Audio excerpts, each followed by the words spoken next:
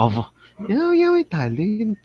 Punta sa ngangantay Sir, na. pero hindi ko na po, wait lang po, parang wala po kasi sa tono eh.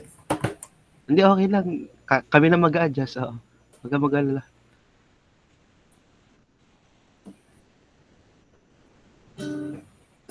Wala nga po sa tono yung gitara, sir, wait lang po.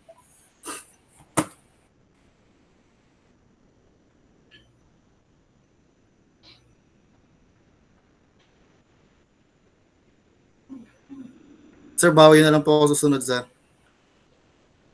Sige, Wala po thank kasi you. sa tono yung Ibig sabihin sa po kasi susunod. face-to-face, bago tayo magsimula ng performance, ay magta-talent muna si Haven. No?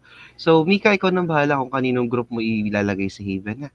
Thank you so much. So, for today, we are going to continue our discussion and we are going to start with chapter number 3 na po. Chapter number 3 na tayo, Haven.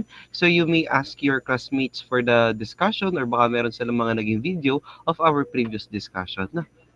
So, Haven, welcome to 3105 and welcome to ME411 Fluid Machinery. Is this your first time? No, sir, retake na po. Retake. Sinong first time mo? Sir, mami po. Kay mami. Kay mami ka pa. Si mami nagturo bago yung ako ang nagturo. Okay. So, batch po. So, ikaw ay fifth year. Am I correct? Yes po. Okay. Yes po. Alright. So, let me share my screen po so we could have the discussion.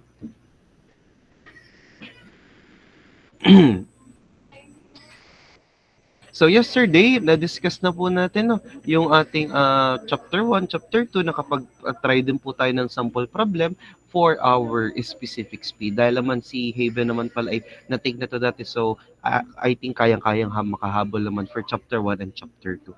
So si chapter 1 namin, Haven, that's only the introduction. While si chapter 2, that's the calculation for specific speed. Ngayon, nag-start pa lang kami ng discussion naman or ng broadening ng discussion about pumps. So, pag sinabi natin pumps are essential for everyone. You may close your camera na, or you may do anything now as long as I call you answer. Kasi this part ay medyo mahaba, maraming sabi-sabi. So, I will not require you this time na fully open camera, no? Para makarelax din ng kaunti habang nakikinig. Pero makikinig ha. So, chapter 3, pumps. Pumps are essential industrial equipment as they play a pivotal role in pushing liquids or gases from one location to another. So, paulit-ulit na tayo na description ng pumps natin simula introduction pa lang kahit dun sa classification natin. So, ano nga bang importance ng pagkakaroon ng tamang pump design? Is it important to note that there are many different types of pumps? And each one is designed to accomplish a particular task. For example, centrifugal pumps move fluids by accelerating the fluid rapidly through a tube that narrows in diameter at some point along its length. Kung naalala nyo, yung pinakita ni Sir, yung ating centrifugal pump, yung mismong casing niya, habang lumalabas yung tubig, lumalaki yung area. And as the area increases, the pressure increases, but the velocity decreases as the principles of Bernoulli states that the increase in pressure comes with the decrease in velocity, but the decrease in velocity comes with the increase in pressure. In contrast, positive displacement pumps move fluid using a mechanism that physically traps and transports the fluid as it passes from one place to another. So ito po yung ating example ng pump at kita natin dito meron na rin tayo yung parts ng ating pump. Nandiyan yung ating discharge nozzle. So sa discharge nozzle, ito po yun. Dito po lumalabas yung fluid natin. Yung ating suction nozzle, when the term suction, humihigop. No, dito po pumapasok yung ating fluid. We also have here our casing. Yung casing po, siya po yung mismong nag-hold ng buong pump mechanism natin. Also the bearing, the truss, the shaft, the shaft naman po siya yung nagdudugtong ng impeller going to our motor, and the shaft is coupled with impeller and with the motor through our couplings. Meron din po tayong mechanical seal to prevent any leakages from the liquid entering the impeller, and of course the impeller, which is the heart of our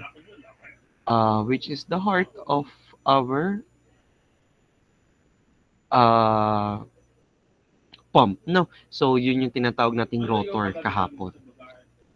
So ito yung ilan sa significant advantages ng designing a right pump. Now, pump design. So, kataasan baka ito lumabas sa essay part ng inyong midterm exam yung why is it important to have a correct pump design? So, first, designing a well-functioning pump can save you time and money in the long run. So, a well-designed pump also can minimize downtime and increase productivity. Also, a good pump design can improve the efficiency of your operation, leading to lower energy cost. Proper pump design can also help reduce wear and tear on the pump parts, extending their lifespan. And of course, getting the pump design right can create a safer work environment by reducing the risk, accidents, and injuries. So tatandaan, kahit isa puso lang, hindi naman sasauluhin ng word by word. No? Then meron daw po tayong iba't ibang parts ng pump design. At para sa discussion po ng pumps or parts ng pump design, I have here a sample video po for the pump design para nakikita nyo rin yung itsura ng kada isang pump.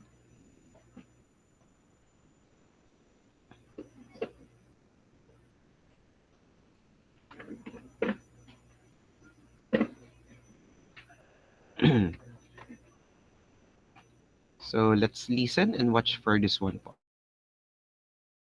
Tapos si Sir magbabanter in between po ng discussion ha, para may additional lang info si Sir.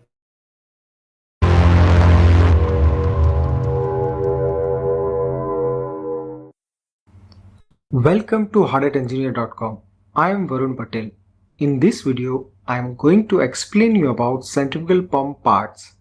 In this video, I am covering 9 parts such as body, which is also known as casing, impeller, weir ring, shaft, coupling, bearing and bearing housing, sealing system, suction and discharge flanges, and support frame. So watch the video to get the complete understanding of this topic. And don't forget to subscribe, because that way you will get the notification of my future video. You can subscribe right now by just clicking the subscribe button on the right hand side of your screen. So let's start with video. Pump is a mechanical product. It is made of several different parts. Based on the type of pump, it may have a different parts. Here I have covered the most commonly found centrifugal pump parts that you may find in almost all pumps. Here in the exploded 3D model, you can see the different parts of the pump. This is the simple pump that is used in the water application. I have marked the main components here. So let's start with the first part of centrifugal pump. Body and casing. Pump body, which is also known as casing, is the largest component of the pump. It can be fabricated or made from casting. Most pumps that you will see in the process plant have a cast body. Forged or fabricated casing is used for the special application pump where casting is difficult or costly. Body hosts all other components of the pump. It will also provide the passage for the fluid. The volute design of the body helps in the increasing the pressure head by converting. Alright, when you say the pump casing or the body itself, do not always think na yung ating pump body or pump casing or the housing itself ay laging gawa sa bakal.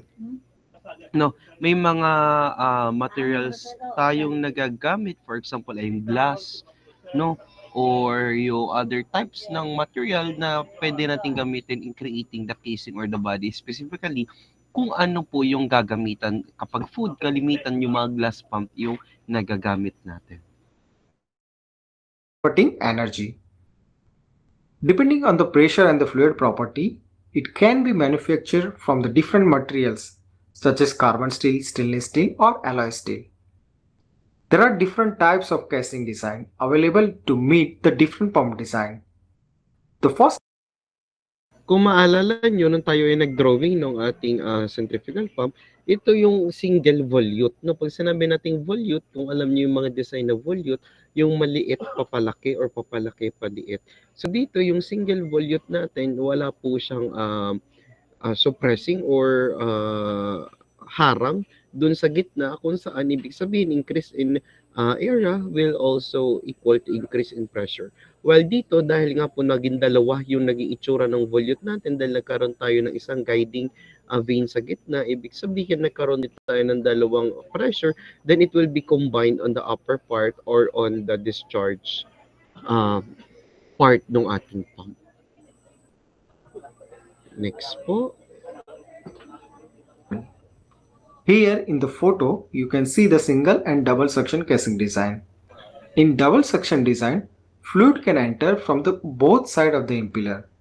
This is more complex than single suction design. The third type is single or multi-stage body. As you can see in the photo, Okay, balik tayo dito ng konti. So, meron tayong tinatawag na single and double suction. Sige nga, Haven, pag sinabi mong suction, anong naiisip mo? Sir, about po sa suction, yun na po yung kung sa fluid po natin, yun po yung humihila dun sa fluid or humihigop dun sa fluid po. Okay, humihigop. So, para sa mas madaling imagination nyo, pag sinabi natin, thank you so much, Haven, for that. No? Para sa mas madaling imagination, pag sinabi nating suction, dito po pumapasok yung ating fluid. Okay? Pag sinabi po nating single suction, katulad nung dinrawing niyo sa centrifugal pump nung sa board, isa lang po yung pinapasukan ng fluid. Unlike kapag po dito sa double suction, dalawa po ang pinapasukan ng fluid. Pinapasukan sa harap, pinapasukan sa likod. Ibig sabihin, dalawa kaya. No, sabay na pinapasok kaya.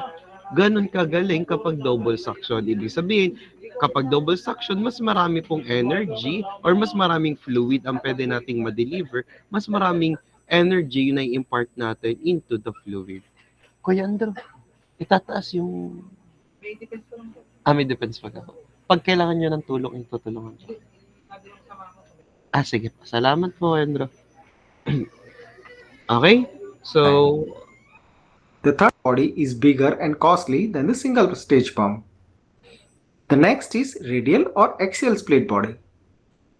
Okay, punta naman tayo dito. So pag sinabi po nating single, ito yung katulad ng nabanggit ni Sir, yung katulad ng mga pinag-aralan natin nun sa blackboard. Pag sinabi nating multi-stage, no, si multi-stage ginagawa po siya composed of multiple impellers para ma-increase po yung ating pressure or velocity or ma-increase yung energy to be imparted in the fluid.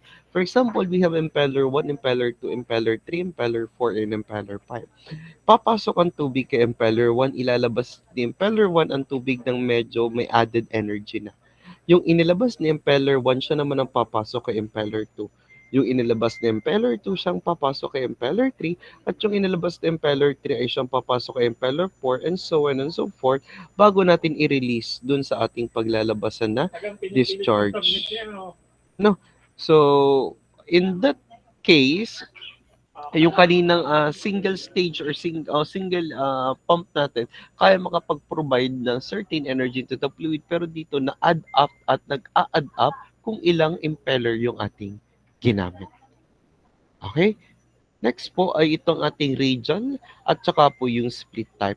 Pag sinabi nating radial, balik ulit tayo dun sa centrifugal pump ni Sir nung nag-drawing sa blackboard, pumasok sa x-axis, nilabsan sa y-axis. Dalawang axis ang pinasukan, magkaiba ang nilabsan at kalimitan, it's open vertically, lumalabas yung fluid natin o nagde-discharge in a vertical axis po. While, pag si axial, pumasok kay X, nilabas mo rin kay X, or simply, pag sinabi nating axial, they are on the same axis po.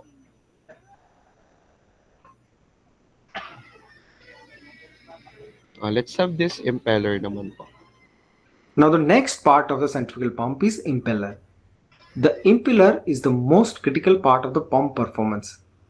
Proper impeller design and selection will decide the efficiency of the pump. It transfers the energy from the driver to the fluid. It converts kinetic energy into pressure out of the pump. Impeller has a curved blade, which is also known as a van, and it is mounted on the pump shaft. There are 3 basic impeller designs available. Here you can see the same in the images. The first one is open impeller, second one is semi-closed impeller, and the third one is closed impeller. So open impeller, it is the most simple design. The vane of this type of impeller is open on both sides. Due to this design, it is structurally weak as compared to other two types. The open impeller is used in the service with particles. You can also see this type of impeller in a cheap low-duty pump. Second type of pump impeller is semi-closed impeller. In this design, one side of the impeller vane is attached with a circular disc. This impeller is stronger than the open impeller and provides better performance. This impeller can handle liquid with some particles without choking. Now the third type is closed impeller. Pump used in the process plant have a closed impeller. In this type, vanes are enclosed from both sides. In the image, you can see this type. A closed impeller is difficult to manufacture and costly. It gives the best performance and high efficiency. It is used with clear liquid and cannot be used in the liquid with suspended particles. Ang pagkakaiba po nitong tatlo, una muna pag sinabi nating open impeller, pwede po natin siyang gamitin dun sa tinatawag nating mga slurry or combination ng solid and gases. Solid and liquid particles. For example, yung mga mud, no, or yung mga hinalo or mga mixture na merong solid particles, magandang gamitin yung ating open impeller. Pagdating naman natin dito kay semi-closed impeller, semi-closed may disc sa ilalim. Pwede siyang magamit somehow doon sa mga solid particles pero minimal po. Unlike doon sa ating open impeller. Pagdating naman po kay closed impeller, si closed impeller ay pure liquid lang po or pure gas kasi kapag nagkaroon po siya ng solid particles na dumaan sa impeller na to, nagkakaroon po tayo ng tinatawag nating clogging. Okay?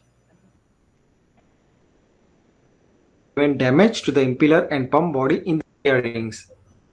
You can see the wear rings used to prevent damage to the impeller and pump body in the image here.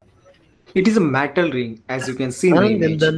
The wear rings function is to protect the costly impeller and body from the damage due to the high speed. You can replace these rings at periodic maintenance. The next part is shaft.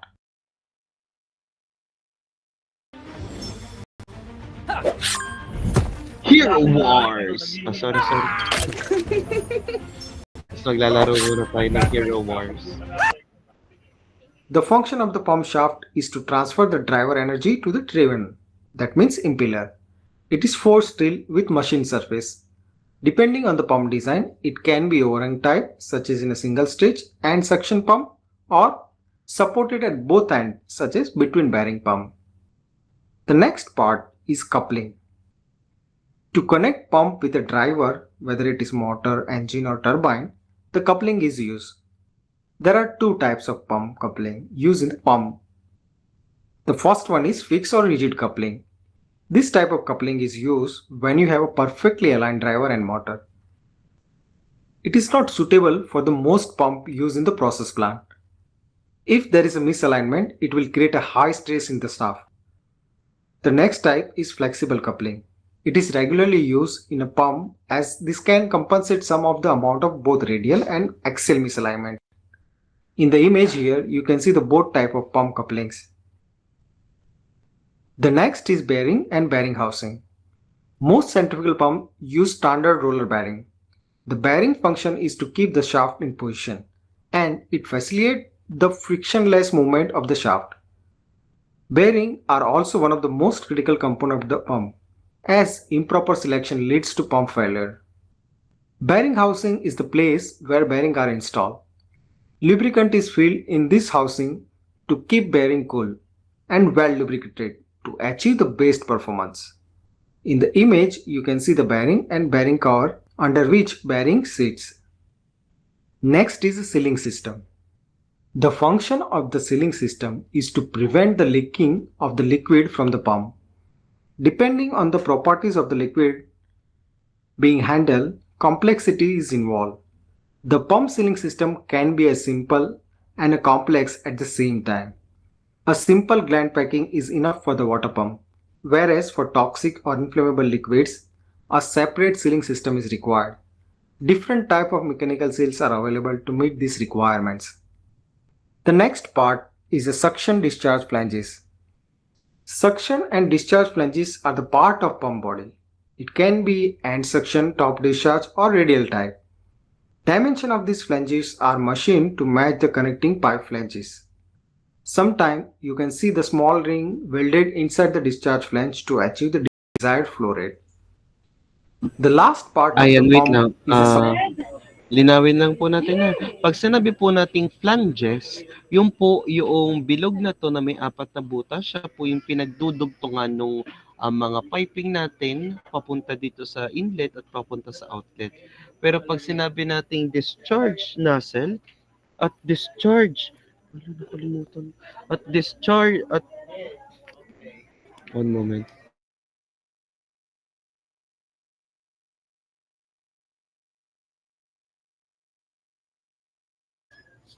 Discharge nozzle at saka yung suction nozzle, yun naman po yung buong ito kung saan pumapasok at lumalabas yung ating fluids. Okay? Yung last part lang naman ito ay yung ating housing or yung frame po, support frame. Alright? So let's go back with our module po. Going back po. So sabi natin dito, una yung impeller natin, that's the heart or the most important part or central part ng ating pump design. Yung shaft naman, nagdudugtong po ang shaft sa ating impeller going to the motor. Si casing naman po houses all the internal components of a pump and forms the outermost shell. Si sealing naman po ay siya yung nagpe-prevent ng any leakages from inside the pump going outside at papunta dun sa ating shafting. No, na pwede makapag-cause ng corrosion at saka ng damages. Si bearing naman po, kung meron po kayong mga bike, si bearing po siya yung nagre-reduce ng wiggling motion. Specifically, our shaft is in a rotational motion. Nagwiwiggle katulad doon sa motor. So si bearing yung tumutulong para ma-prevent yung wiggling na yan. Si coupling naman po siya yung nagdudugtong siya po yung nagdudugtong sa ating shaft kay impeller at kay motor that is usually made from plastic, rubber, metal, and cabin barrier shapes. No, so depending sa kanilang application. Pwede rin tayo siguro magdagdag aside from coupling. Pwede rin natin sabihin yung tinatawag natin damping. Si damping naman na nagre-reduce ng vibration sa pump. So, nandyan din yung suction nozzle natin at saka discharge nozzle na nabanggit kanina. Pagdating man po kay check valve, si check valve yung para nag-i-stop ng flow at nag-open ng flow sa atin pong fittings at sa ating mismong pipes. Si strainer naman po, specifically pag ang gamit natin ay yung closed impeller, ay kailangan po natin na may strainer to prevent any solid particles to pass through our impeller. So these are just some few essential pump parts that make up a typical pump design. So we need to acknowledge that pumps are complex machines with many moving parts. The auxiliary pump includes inlet and outlet check valves. A recirculating valve has the priming valve and the pressure relief valve.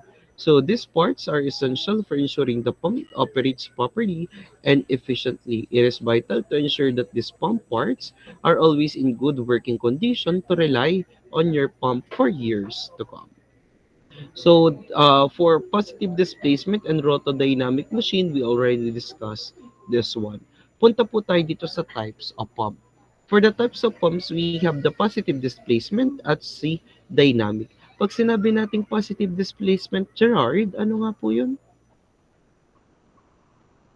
Ano pong ibig sabihin pag sinabi nating positive displacement? Sir, ang pagkakalala ko po during our face-to-face is yung mas naiipon po siya. Okay, iipunin muna bago natin ilabas. Very good. At kapag kay rotodynamic naman or this dynamic, it is relative. The motion of the rotor is relative to the fluid. No. So pagdating natin kay positive displacement, nandiyan daw po yung rotary at reciprocating at linear, kay dynamic is centrifugal at special. Pero pag sinabi po nating major classification or types of pump, nandiyan yung rotary, reciprocating, and centrifugal. pumps. So let's discuss first centrifugal pump. So let me share again a video for centrifugal pump.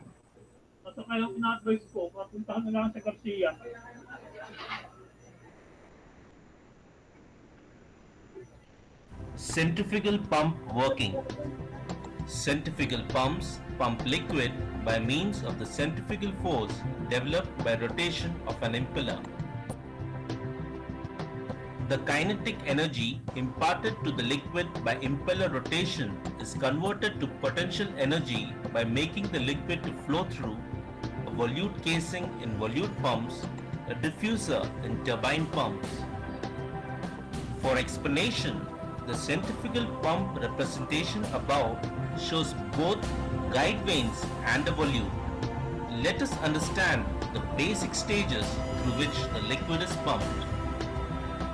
Liquid enters the pump through the inlet connection and enters the impeller.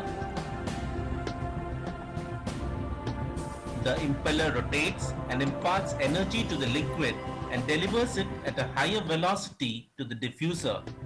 The vanes of the diffuser are tangential to the impeller. In the diffuser, the velocity energy is converted to pressure energy. The volute completely surrounds the diffuser and serves to collect the liquid and to recover additional velocity energy. The liquid is then expelled through the discharge. Having understood the basic principle, let us view the flow of liquid through the 3D model of 1. A volute pump, 2. A turbine pump. Volute pump. Shown aside is a model representation of a typical volute-type centrifugal pump. The casing has been split open to view the internals. Depiction shows liquid entering the pump at the impeller eye. As seen, the rotating impeller vanes impart kinetic energy to the liquid. This kinetic energy is converted to pressure energy as the liquid is directed along the volute to the discharge. Turbine pump. A model representation of the impeller, diffuser and the casing of a typical turbine pump is shown. As seen, the casing is not of the volute type. Let us observe the flow of liquid along 2 stages of pumping. The liquid is centrifugally forced outward by the impeller. It is then guided along by the diffuser and the casing and enters the impeller eye of the next stage of the pump. Across each stage of pumping, the kinetic energy imparted to the liquid by the impeller is converted to potential energy along the diffuser.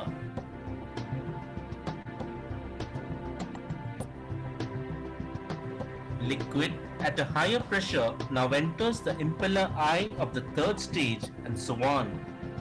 This process is continued across all the stages of pumping and finally the liquid is led to the discharge. The description is a simplified extract from the Centrifugal Pump Training Course, the Pump Troubleshooting Guide.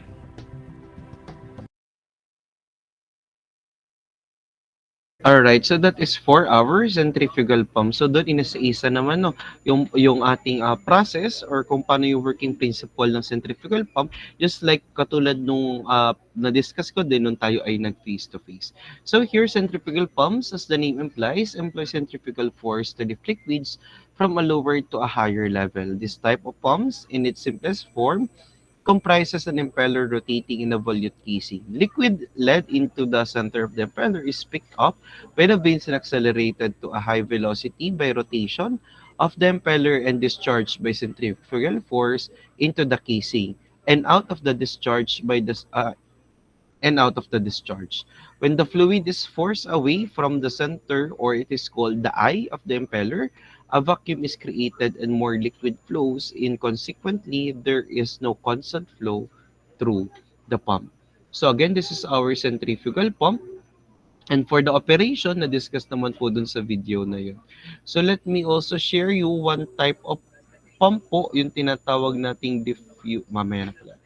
So, we have here features ng centrifugal pump. Bakit nga ba centrifugal pump yung ginagamit ng karamihan? Dahil po si centrifugal pump ay simple, low cost, ability to operate under a wide variety of condition, adapted to operate under practically any head up to several thousand feet with will handle liquids at most any temperature up to 100,000 degree Fahrenheit, adapted to operate speeds that are standard for electric motors and turbines, and flow from pump is continuous and that is discharge can be throttled without the pumps building up an excessive pressure or overloading its driving unit. So meron daw po tayong types ng centrifugal pump. Yung volute type, yun yung dinrawing niya sir sa blackboard. Pag sinabi naman po nating diffuser type, ito po yung itsura ng ating diffuser type. Si diffuser type, kung mapapansin nyo, di ba ito yung ating rotating element, yung vane natin, no? Yung tinatawag nating impeller. Ngayon, ang pinakaiba pag diffuser type, meron po tayo dito sa gilid na to, itong nasa gilid na to, itong medyo violet, yan yung tinatawag nating diffuser naman po. So si diffuser nagre-reduce ang turbulence ng fluid natin. Of course, pag na-reduce ang turbulence, o di mas magiging into one flow na lang yung ating fluid. Meron din tayong tinatawag na mixed flow at saka propeller or axial flow. So for single stage pump po at saka yung ating double suction impellers at single suction, single stage, ito naman po ay na-describe kanina. Tapos tatandaan, pag single suction, isang pinapasukan. Pag double suction, harap at likod pumapasok ang fluid, lumalabas sa taas. Then yung multi-stage na discuss din naman po kanina.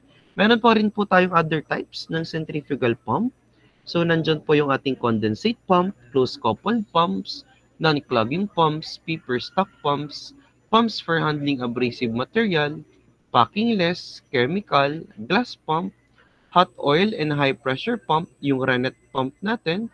Then we also have the pneumatic sponges and sump pump. So may isa pa po tayong uri ng pump. Ito yung tinatawag nating ram pump.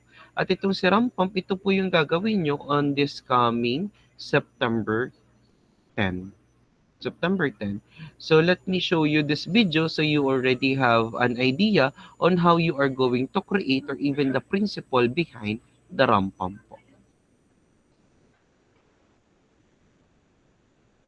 A while back about water hammer, a hydraulic phenomenon that can lead to major problems in pipelines. Then I did a video on steam hammer, a somewhat related phenomenon associated with steam piping systems that can be extremely dangerous. And then I did a follow-up to the water hammer video talking about transient vacuum phenomenon that can collapse pipes if they're not designed and operated correctly. But even after those 3 videos, it turns out I haven't told the full story, because even though water hammer is generally a problem for engineers, it turns out there's a way to take advantage of this normally inauspicious effect for a beneficial use. Hey, I'm Grady, and this is Practical Engineering. On today's episode, we're talking about hydraulic ram pumps.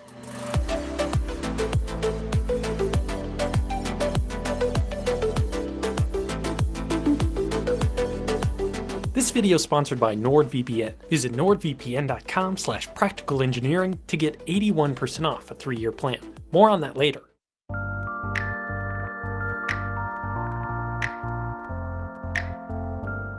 A hydraulic ram is a clever device invented over 200 years ago that can pump water uphill with no other external source of power except for the water flowing into it.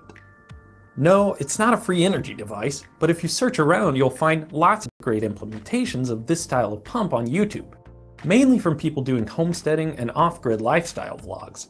And it's easy to see why ram pumps have such popularity among these groups, because if you've got a piece of land with an abundant source of water, a ram pump lets you get that water to a tank or a location at a higher elevation with a really elegant design that requires no electricity or fuel and only 2 moving parts.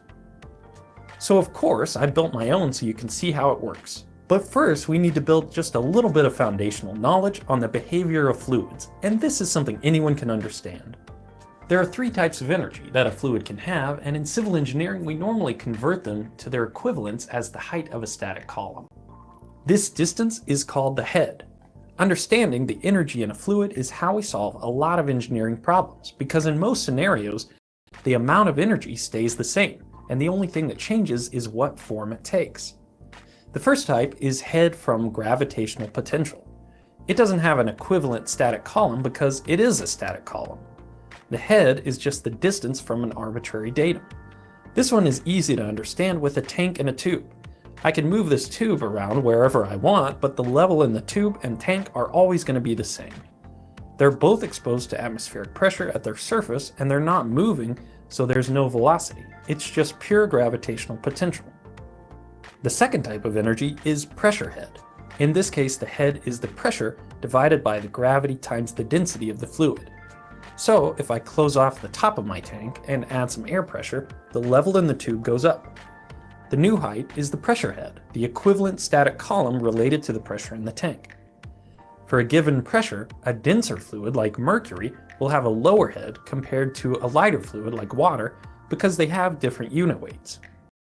A good example of measuring pressure head is a barometer. We live at the bottom of an ocean of air, and we like to keep track of the air pressure down here. One of the easiest ways to do that is to measure how high up the pressure can push a static column of fluid, in most cases mercury. The final type of energy is velocity head, which relates to a fluid's kinetic energy. The conversion for a velocity head is velocity squared divided by 2 times the gravitational acceleration. I can demonstrate the equivalent column of water using a tool called a pitot tube. That's a lot of background, but it's important in understanding the function of a ram pump, because without an external source of power, even though you can go from one type of energy to another, you can't get more energy out than you had at the start. For example, I can convert a static column of water to one with some velocity, but I'm never going to get the fluid to a higher elevation than where it started, with one exception. An exception that the hydraulic ram pump takes advantage of beautifully. A ram pump is essentially just 2 one-way check valves, one called the waste valve and the other called the delivery valve. To get it started, you just momentarily open the waste valve to allow water to flow. After that, it's working on its own to pump the water uphill above the elevation of the source. Pretty amazing, I think. Let's walk through the path of the water to understand how it works. First, as the waste valve opens, water flows into the pump and immediately out the valve. But as it picks up speed, the flowing water eventually forces the waste valve to slam shut. Now the water is stopped in the pump. It had kinetic energy, but now it doesn't. That means the kinetic energy was converted to something else, in this case, pressure. This is the definition of water hammer. Slamming a valve shut converts all the kinetic energy nearly instantly, creating a huge spike in pressure that can lead to stress and damage in pipe systems and connected equipment. In the case of the ram pump though, that spike in pressure has a different effect. It opens the second check valve and forces water entering the pump into the delivery line. As you can see from my digital pressure gauge, this process is cyclical, pumping Si check valve pump natin, this is into the also a one-way valve. One-way valve. Ibig sabihin, pag nag-flow na yung ating fluid into this check valve, hindi na po siya makakabalik. Ibig sabihin, one-way lang po yung kanyang flow. delivery line. As you can see from my digital pressure gauge, this process is cyclical, pumping some of the water and wasting the rest each time the valve slams shut. You can see what's happening here in real time. The pump is robbing some of the kinetic energy from the flow and imparting it to a smaller volume of water. It's a redistribution of energy, converting low head and high flow into high head and low flow. And this type of pump can really create a lot of head. I ran my discharge line up to well above the roof of my shed, and my pump is still able to get the water up there. Sometimes an air chamber is included in the pump to smooth out those sharp spikes in pressure and provide a more even flow rate out of the delivery pipe, reducing wear and tear on the pump components.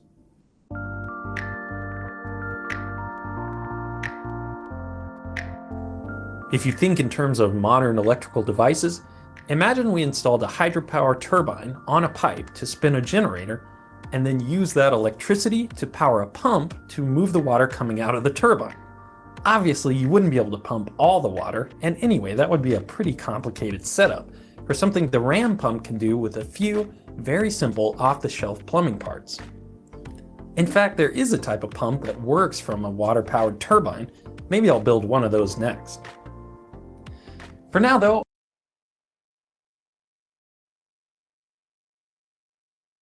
and that is our ram pump po.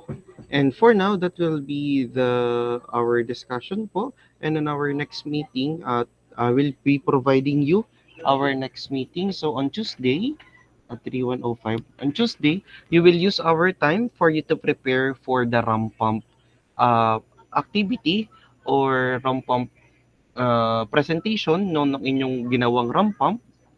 No. Tapos mag-share po ako sa Google Classroom ng sample file nung ginawa nila para yun na yung ating susundan na file po. No?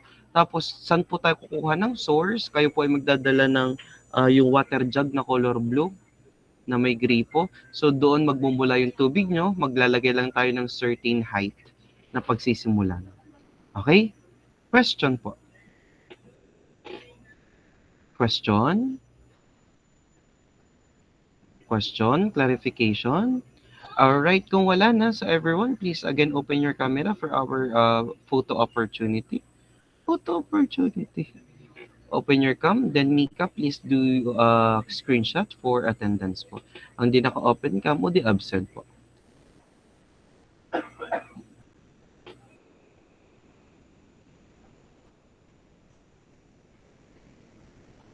Alright, you count, Mika, if you're ready. Sige po. 1, 2, 3. Isa pa po. Sir, okay na po. Alright, thank you so much everyone. If there is no question at all, that sums up our week. No? So I do hope you have a great week ahead, and if may question, pwede naman lumapit anytime sa sir. Thank you everyone, and bye-bye po for now. See you next week. Bye-bye. Love you po, Marla. Thank you po, sir. Thank you po, sir. Thank you po, sir.